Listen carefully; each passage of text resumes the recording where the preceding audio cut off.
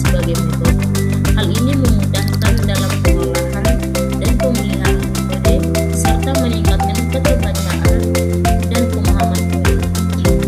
Sedangkan tidak menggunakan website OOP, data dan fungsionalitas biasanya terpisah. Misalnya, data disimpan dalam array atau struktur data lain. Sementara fungsi untuk pengolahan data tersebut mungkin ada di tempat yang berbeda. Yang keempat, pemeliharaan dan reusabilitas. Perbedaannya itu OOP kode lebih mudah dipelihara dan dikembangkan karena kelas-kelas dan objek-objek yang sudah ada bisa digunakan kembali tanpa harus menulis ulang kode. Seperti fitur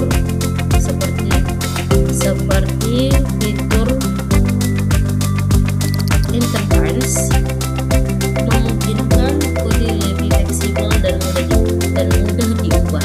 Sedangkan yang tidak menggunakan website OOP,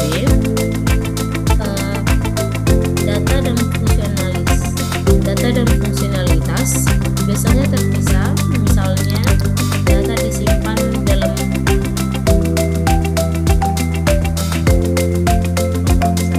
sedangkan yang tidak menggunakan website OOP, reusabilitas kode bisa lebih rendah karena sering kode harus ditulis ulang jika ingin digunakan di tempat lain. Perubahan pada satu bagian kode bisa mempengaruhi banyak bagian lain yang menggunakan kode tersebut.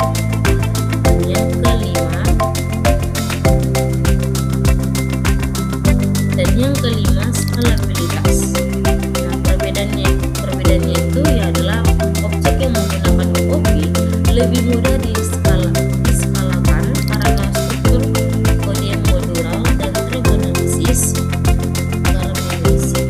terorganisir memungkinkan developer untuk menambah atau mengubah fitur tanpa merusak sistem yang sudah ada. Nah, sedangkan yang tidak menggunakan website OOP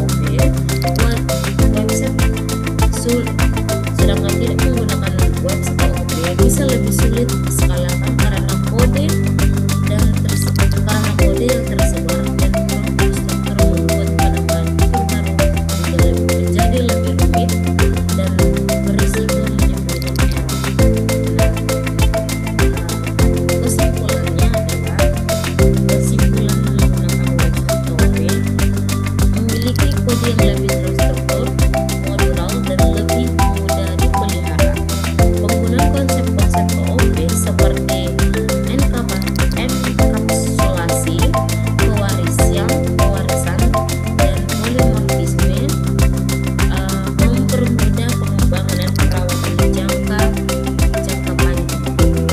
Sedangkan yang tidak menggunakan website OOP cenderung lebih sederhana dan cepat untuk dibangun pada tahap awal, tetapi bisa menjadi lebih sulit untuk dipelihara dan dikembangkan.